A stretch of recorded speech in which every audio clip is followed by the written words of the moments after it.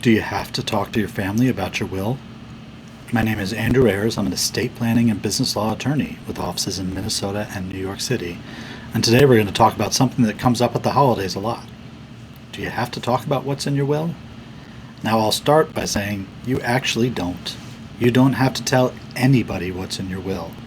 If you think of those old movie scenes we see where the lawyer's sitting behind the big desk and the family is gathered around on the couch, and there's somebody strange in the corner that nobody knows, and the lawyer opens the fancy will and the seal and reads off, and we find out that the person we don't know about in the corner is the one who's inheriting everything in the person's will. Now that doesn't happen these days, and most places don't require you to have the formal ceremony of sitting down and reading the will aloud to everybody in the family. But you don't actually have to tell anybody what's in your will. They'll find out when you're gone, when somebody has to present that will to the local probate court, and the personal representative or the executor has to divide up all of the property.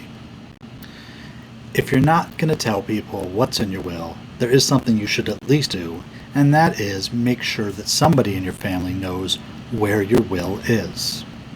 If nobody knows where the will is, how is somebody going to find it?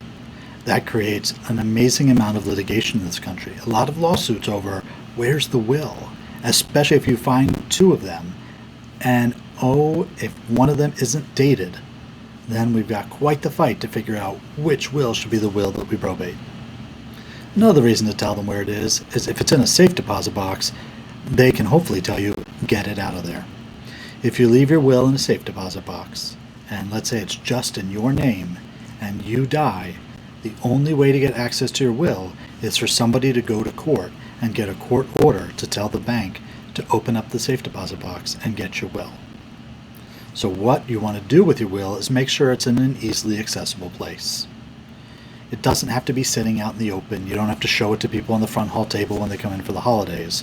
But you want to make sure that your will is accessible along with your healthcare documents. If you're working with my firm, you get a copy of the My Personal Planning Essentials Checklist. It's available on my website as well, and that lists what documents are in your estate plan.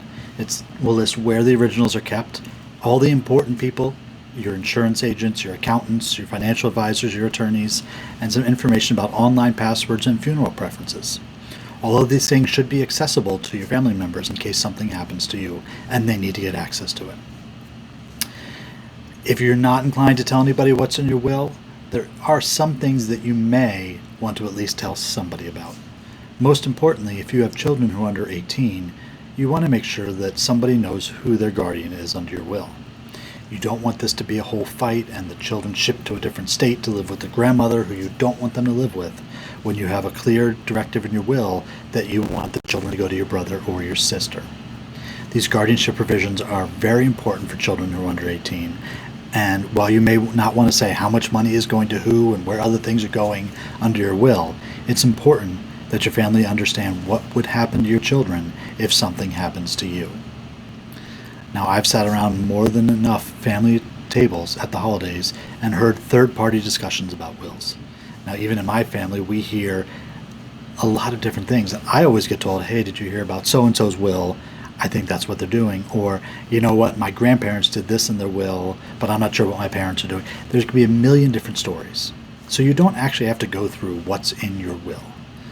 But it's important that people know where to find it, so that if something happens to you, they can make sure to get the right copy of your will and make sure the right things happen that you're intending to happen. Now, if you've just been through some holidays, or you have a will and you don't want to discuss it with anybody, but you might need some changes, then let's have a little conversation.